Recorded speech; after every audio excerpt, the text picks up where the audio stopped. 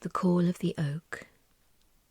By neglecting our garden, we're storing up for ourselves, in the not very distant future, a world catastrophe as bad as any atomic war.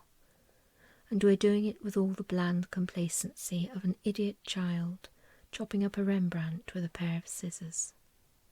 Gerald Durrell. Safi woke with her heart pounding. The speakerphone squawked through the trees. Zephyra Stolt, you must come down. This oak is being felled today. You have been given many opportunities. Please come down, Zephyra Stolt. Safi peered carefully through her viewing space. The local press was here at last. She was so excited she nearly gave away her position to the small figures below. She couldn't risk lifting up her binoculars to see everything, but she could see someone holding up a camera and a figure. She wasn't sure if it was male or female facing it. The sun was warm. She must have overslept, she thought. Miss Stolt, this is your final warning, the megaphone continued. And then a terrible noise beyond shook the ground. Safi felt her oak tremor. The sun was shining through the trees and she couldn't see, but as she watched and listened, the noise grew louder until even the megaphone was inaudible. The forest floor cracked and spat, and the earth mover came into view, its ugly face lurching into position, and with a splutter it fell silent. The cameraman had swung round to record its advance. Then Safi heard Mum. Safi, Safi, come on, my love. It's time to come down. Safi, please come down, darling. Come on, my darling, please. Safi's stomach squirmed. She couldn't hurt Mum any more. But this beautiful tree. Her fingers gently traced its rough bark. It was as if it spoke to her. It's all right, Zephyra. It's all right. Like a huge sigh, the wind pulled through the top of the tree, and all the branches moved and creaked in surrender. Far below, the earth machine came back to life. Huge claws lowered ominously towards the earth. Safi saw her mum break through the barrier and run across the expanse of bracken. The cameraman swung his camera round, so excited by this development. Safi's throat ached as she hugged the old branch that had sheltered her so safely. I won't forget you, and I won't ever stop fighting for your kind, she whispered. And very slowly she eased herself out of her niche and prepared to descend. Standing below, Maddie could hear nothing of the news presenters running commentary, nor the curt instructions of the megaphone to the driver. She was peering intently up to see something of her daughter. But a hand grabbed her, pulling her clear as the mighty machine made its first cut. The gathering crowd roared in horror as it funneled the trench right to the foot of the tree.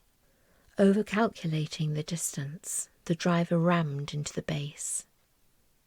The oak shook proudly, and there was a terrifying crack. 500 years of history gone. Safi! Mum's cry reached Safi's ears at the same time as she realised her oak was falling. And then she knew no more. The oak looked across at his stump. He felt no anger, simply acceptance that his time had come. The old humans were still not learning, he thought, still living in their illusions. His parents and grandparents had explained this to him. He thought of them now, lives and stories stretching back to the times long before man had invented his metal slaves. He withdrew his life very slowly back down into his stump, into the ground of his roots. He'd lived a good life, seen year upon year of snows and suns, gales and storms, sheltered countless creatures of earth and air. Even now the faces of some came to him as he prepared to leave. He'd seen the changing and not so changing ways of man. He was sorry only to miss man growing up. He knew there was great hope stirring in the world. But now it was time to return.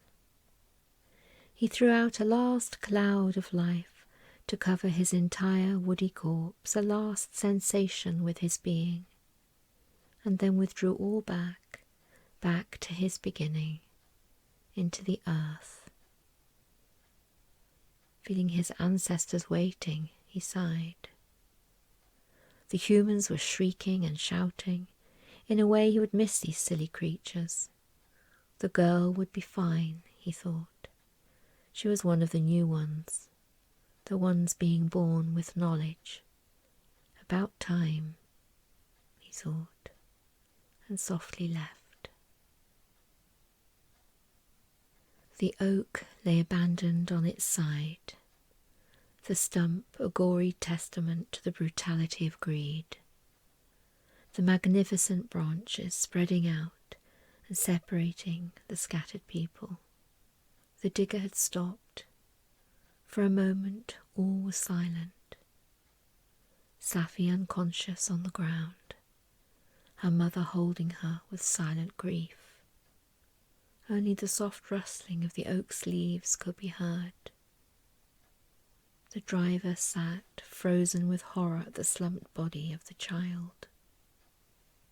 And then into the silence came the piercing cry of a circling red kite, choosing his supper while the humans wept.